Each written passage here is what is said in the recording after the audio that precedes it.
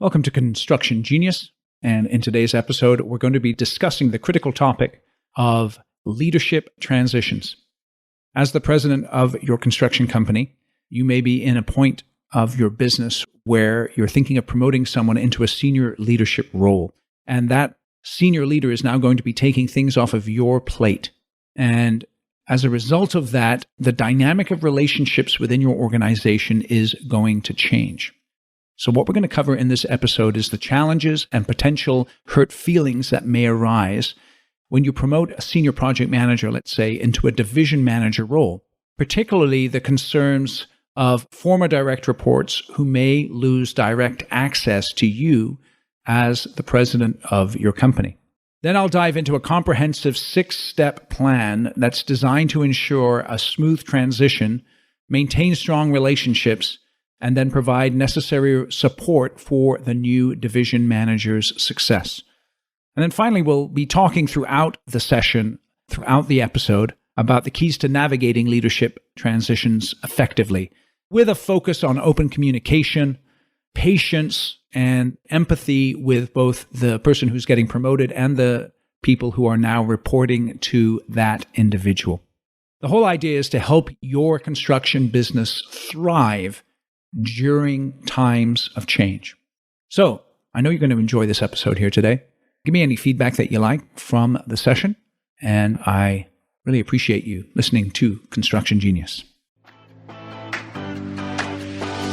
This is Eric Anderton, and you're listening to Construction Genius, a leadership masterclass. Thomas Edison said that genius is 1% inspiration and 99% perspiration. If you're a construction leader, you know all about the perspiration, and this show is all about the 1% inspiration that you can add to your hard work to help you to improve your leadership. Some time ago, I was having a chat with one of my clients, the president of a subcontracting company, very successful, very well run, and he was thinking about how can I transition the company from me and my ownership to the next generation. There's a lot of moving parts here going on, but one of the key roles or one of the key things that he was focusing on was the promotion of a senior project manager to a division manager. And what was most interesting about this promotion is that in putting this person in the division manager role, reporting lines would then shift. The president had a whole group of people reporting to him directly. He had developed relationships with them, and those relationships are very strong. And with this new shift, that was an essential part of the transition and the growth of the company. These people would now be reporting to the division manager. And so the question came up in our conversation, how could he best manage this transition? And think about why that's important. Well, number one, you have to establish the new division manager in his new role. But also you have to deal with the fact that the people who previously reported to the president are now going to be reporting to this division manager, and there may be some hurt feelings there. There may be some sense of losing access to the president, and all of that has to be managed very well. Another thing that has to be managed, and you have to keep this in mind, is that if they're used to coming to you as the president of the company and now they have a new direct report, they may still be doing end-arounds to you and not going to the division manager. And you might actually be allowing that consciously or not. But the whole point is that if you're going to execute successful transitions, you have to be able to elevate people into new roles and then establish them well in that new role. Let's talk about how you can do that. Number one, you need to announce the promotion, obviously. Now, bad way to do that is just to send out an email. Fred is now the division manager, and you guys are all reporting to him. Obviously, that is not the way to do it, and if you're thinking about doing it that way, you're missing the boat. So what you need to do is gather the team for a candid discussion and share the reasons for the promotion of the person from a senior project manager to the division manager. Talk to them openly about the transition that the company is going through so that they have an understanding of the logic behind the decision. Express your confidence in the new division manager. Understand that people are looking to you. In their minds, they think that your company is a reflection of you, and it's true.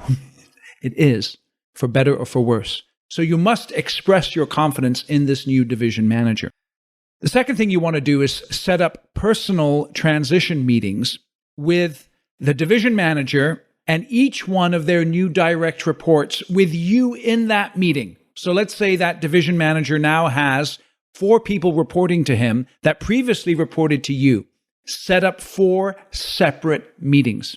And in those meetings, what you want to be able to do is address any concerns that the direct report has with the new reporting structure of the company.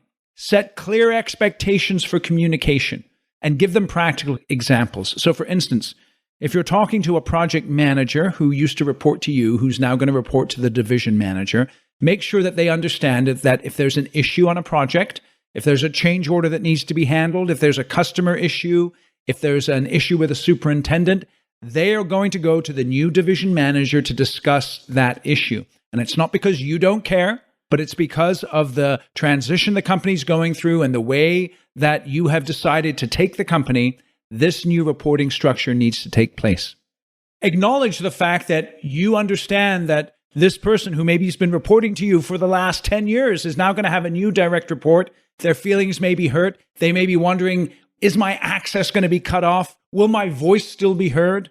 Acknowledge that in that meeting and assure them that through this new reporting structure, they'll still be able to have their concerns voiced. And of course, you're not going anywhere and you'll still have a relationship. And let me just go to that for a moment here. In reassuring your former direct reports, you want to emphasize their continued value to the company. And the way that you can do this practically is just by casually going around checking in with them from time to time. And you may already do this, but you want to keep that the lifeblood of that personal relationship there, because if they feel that you're continuing to invest in that and they see you as the head of the company, obviously it's going to help to lock in their commitment to your organization. So practice a little bit of leadership by walking around and make sure that you are touching your former direct reports on a semi-regular basis. But as you're doing that, be aware that sometimes they may bring up issues. Keep in mind the reporting structure that you've already established with their new boss, the new division manager, and just gently point them that way. Thank you for listening to today's episode. And just a quick break to remind you about my book, Construction Genius. Effective, hands-on, practical, simple, no BS leadership strategy, sales, and marketing advice for construction companies. I'm really encouraged by the response to this book.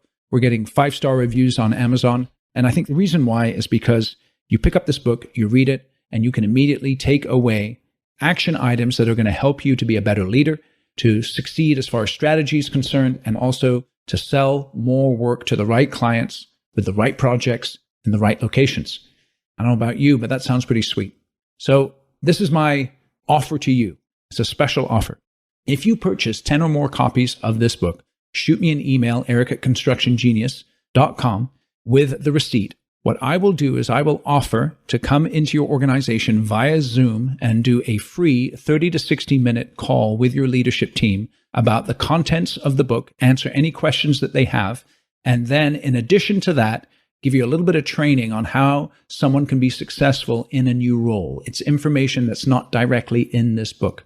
So if you'd like to do that, go out, purchase 10 or more copies of Construction Genius, send me the book receipt, and we'll get that scheduled, okay? Email me, eric@constructiongenius, and just put in the subject line, 10 copies of Construction Genius. Go out to Amazon, grab your copies today. And now, let's get back to the podcast.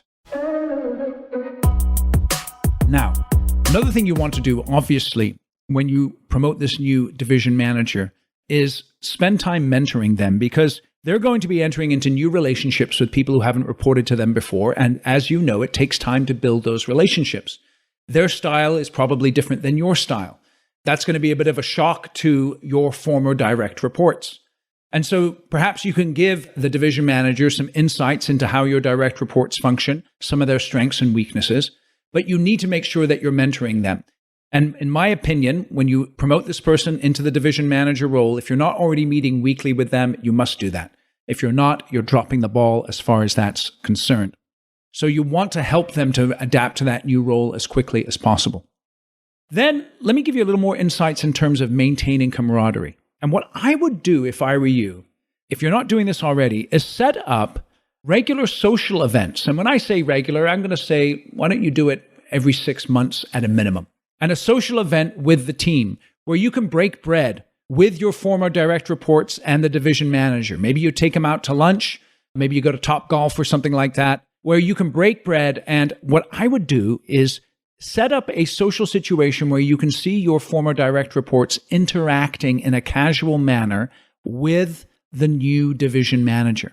That will give you some excellent data on the strength of their relationship, but it will also give you an opportunity to stay in touch with your former direct reports and make sure that they understand that they're still of value to the company. Then what I would do is schedule a follow-up meeting with each one of your former direct reports, the division manager who they now report to, and yourself after about 6 or 9 months, just to check in with them. Now, in giving you these recommendations, I'm assuming that you are focusing on developing strong relationships with the division manager. You have a relationship with him and with the direct reports where a frank discussion can happen in that one-on-one meeting.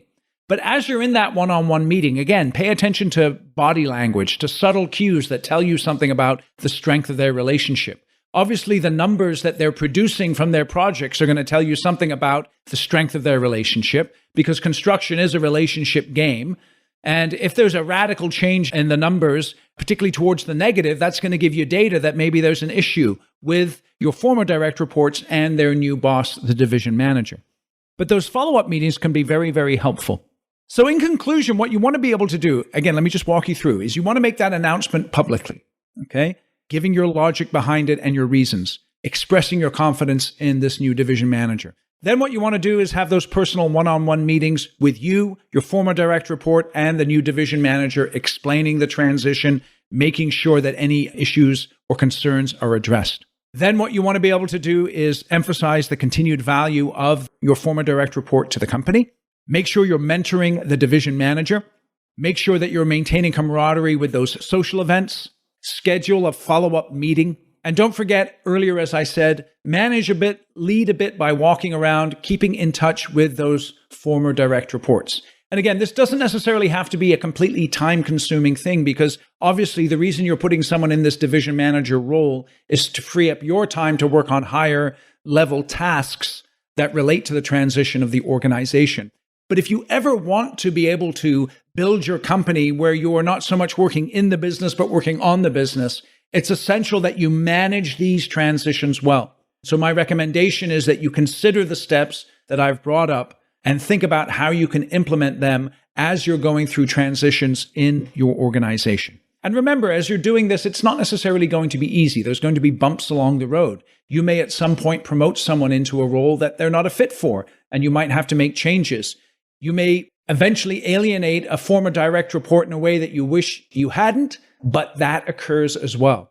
Again, keep in mind your overall strategic goal. Keep in mind where you want to take the company. Think about the structure of the organization that you need to establish in order to achieve that goal, and make sure you have the right people in the right seats in your organization with appropriate reporting structures so that you can take your company where you want it to go. Let me finish by saying this. The outline that I'm giving you here today, this all took place in a conversation that I had one-on-one with the president of a construction company who is my client. And I have these conversations all the time in a coaching environment. And we're going back and forth. We're talking about his concerns. We're talking about how we can best manage this transition. And we developed much of the plan that I'm sharing with you here today. My point in saying that is that this is the type of conversation that can be tremendously beneficial to you.